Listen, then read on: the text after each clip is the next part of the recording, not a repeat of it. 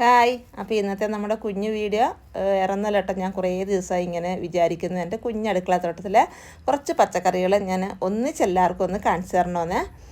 അപ്പോൾ ഇന്നത്തെ വീഡിയോ അതാണ് കേട്ടോ. അപ്പം എൻ്റെ കുഞ്ഞ് പച്ചക്കറിത്തോട്ടം ഇഷ്ടമുള്ളവരൊക്കെ ഒന്ന് ലൈക്ക് ചെയ്യാനും ആദ്യമായി കാണുന്നവരാണെങ്കിൽ ഒന്ന് സബ്സ്ക്രൈബ് ചെയ്തും ഒക്കെ സപ്പോർട്ട് ചെയ്തേക്കണേ.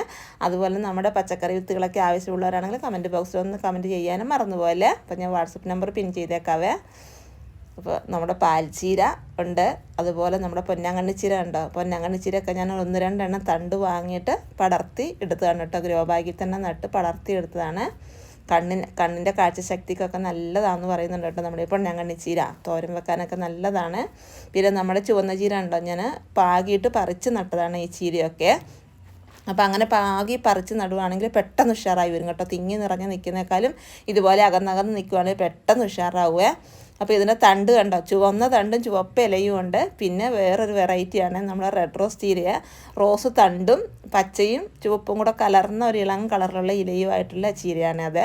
പിന്നെ നമ്മുടെ പച്ചച്ചീര ഉണ്ടോ, പച്ചച്ചീര ഞാൻ നമ്മുടെ മുളകും മറ്റുള്ള പച്ചക്കറി നട്ടതിനൊക്കെ ഇടയിൽ കൂടി ഇങ്ങനെ വിത്തിട്ട് കൊടുത്തിട്ട് അങ്ങനെ കിളിർത്ത് നല്ല ഉഷാറായി വന്നിട്ടുണ്ട്. ഓരോന്നോരോന്ന് അവിടെ ഇവിടെയൊക്കെ നല്ല ഉഷാറായി വന്നിട്ടുണ്ട് കേട്ടോ.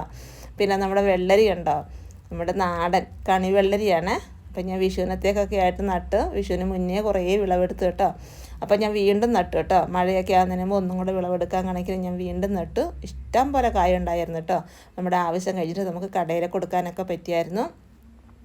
ഇതുണ്ടോ കുറേ. പിന്നെ നമുക്ക് വിത്തിന് വേണമല്ലോ, ഒരുപാട് പേര് വിത്ത് ആവശ്യപ്പെടുന്നുണ്ടായിരുന്നു കേട്ടോ. ഈ നാടൻ വെള്ളരിയിലാണ് മറ്റ് പച്ചക്കറിയുടെ ഒക്കെയാണ് വിത്ത് ആവശ്യപ്പെടുന്നുണ്ട്. കുറേയൊക്കെ ഞാൻ വിത്തിന് വേണ്ടി എടുത്തു വെച്ചു, ബാക്കി കടകളിലും കൊടുക്കുകയും ചെയ്തു കേട്ടോ. ഇതുപോലെ നമ്മൾ പഴുത്തിട്ട് എടുത്ത് വെക്കുകയാണെങ്കിൽ നമുക്ക് ഒരുപാട് കാലം ഇങ്ങനെ വെച്ച് ഉപയോഗിക്കുകയും ചെയ്യാവേ. അതുകൊണ്ട് ഞാൻ കുറേയൊക്കെ ഇതുപോലെ പഴുത്തിട്ടാണ് കേട്ടോ പറിച്ചെടുത്തത്. പിന്നെ നമ്മുടെ എന്താ പറയണ്ടേ, നമ്മുടെ കോവൽ കണ്ടോ, കുഞ്ഞി കോവലിൻ്റെ പന്തലും, അതായത് അധികം മുതൽ മുടക്കൊന്നും ഇല്ലാത്ത രീതിയിലൊക്കെ ഞാൻ ചെയ്തെടുത്ത നമ്മുടെ കോവൽ പന്തലും, നമ്മുടെ കോവലാണെങ്കിലും നല്ല രീതിയിൽ വിളവ് കിട്ടുന്നുണ്ട് കേട്ടോ. അപ്പോൾ കോവലിൽ ഒക്കെ നടുമ്പോൾ ആണെങ്കിലും നല്ല തണ്ട് നോക്കി സെലക്ട് ചെയ്ത് നമ്മൾ നടുവാണെങ്കിൽ നമുക്ക് ഒരുപാട് കാലം നമുക്ക് ആ ഒരു തണ്ടിൽ തന്നെ നമുക്ക് വിളവ് കിട്ടുകയും ചെയ്യുക. പിന്നെ ഇതുണ്ട് നമ്മുടെ ബേബി പടവലം, അതായത് ഒരുപാടൊന്നും വലിപ്പം വെക്കാത്ത ടൈപ്പ് പടവലാണ് കേട്ടോ ഇത്. മറ്റ് പടവലങ്ങ ഉണ്ടല്ലോ നീളമുള്ള ടൈപ്പ്, ഇത് നമ്മുടെ കുഞ്ഞ് പടവലങ്ങയാണ്. ഞാൻ നമ്മുടെ പാവലും പയറും ഒക്കെ നട്ടതിൻ്റെ അടുത്ത് ഇതുപോലെ കയറ്റി വിട്ടതാണ്. പിന്നെ നമ്മുടെ ഉജ്ജലമുളക്, ഇതിൻ്റെയൊക്കെ ഞാൻ വീഡിയോ ഇട്ടിട്ടുണ്ടായിരുന്നു കേട്ടോ. ഇത് കണ്ടോ, ഇത് ഒരുപാട് കായ്ച്ച് കഴിഞ്ഞിട്ട് ചെടി ഏകദേശം ഒരു ഉണങ്ങുന്ന പരുവത്തിലേക്കൊക്കെ വന്നു കഴിഞ്ഞപ്പോൾ ഞാൻ വീണ്ടും നല്ല രീതിയിൽ വളങ്ങളൊക്കെ ഇട്ട് കൊടുത്തു കഴിഞ്ഞപ്പോഴത്തേക്കും വീണ്ടും ഇലകളൊക്കെ വീണ്ടും തളിർത്ത് വന്ന് ചെറിയ ചെറിയ പൂവൊക്കെ ആയി ഇപ്പോൾ നിറച്ച് വീണ്ടും മുളക് ഉണ്ടായിട്ടുണ്ട് കേട്ടോ. പിന്നെ നമ്മുടെ സാദാ പച്ചമുളക് ഉണ്ടാവും, സിറ ഇനത്തിൽപ്പെട്ട പച്ചമുളക്, അതും ഇഷ്ടംപോലെ കഴിച്ചിട്ടുണ്ട്. അപ്പോൾ പച്ചമുളകിന് ഒട്ടും ക്ഷാമയില്ല കേട്ടോ.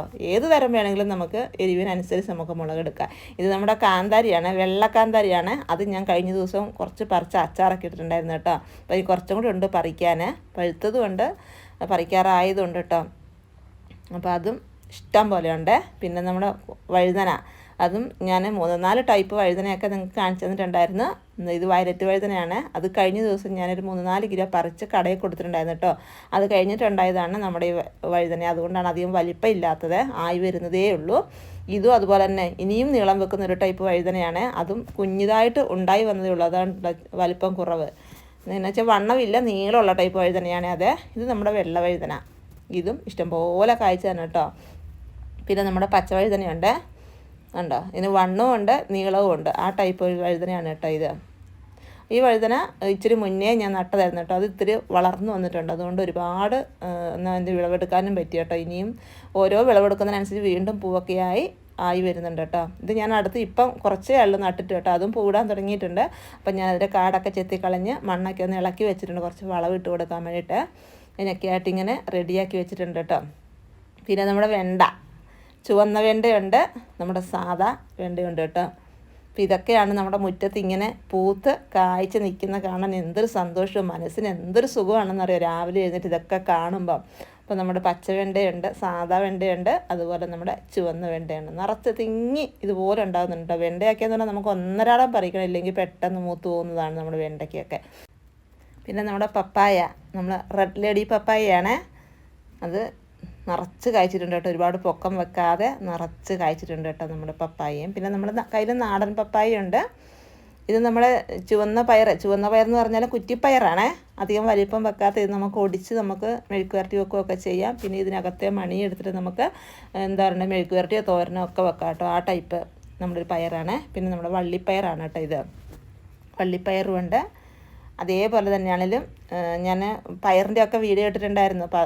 പയർ നമുക്കൊരു 3-4 ടൈപ്പ് പയറുണ്ട് കേട്ടോ. ചുവന്ന പയറും നമ്മുടെ വള്ളിപ്പയറുണ്ട്, 18 മണി പയറുണ്ട്. അങ്ങനെ 3-4 ടൈപ്പ് പയറിൻ്റെ ഒക്കെ വീഡിയോ ഞാൻ ഇട്ടിട്ടുണ്ടായിരുന്നു കേട്ടോ. ഇതാണ് നമ്മുടെ ചുവന്ന വള്ളിപ്പയർ കേട്ടോ.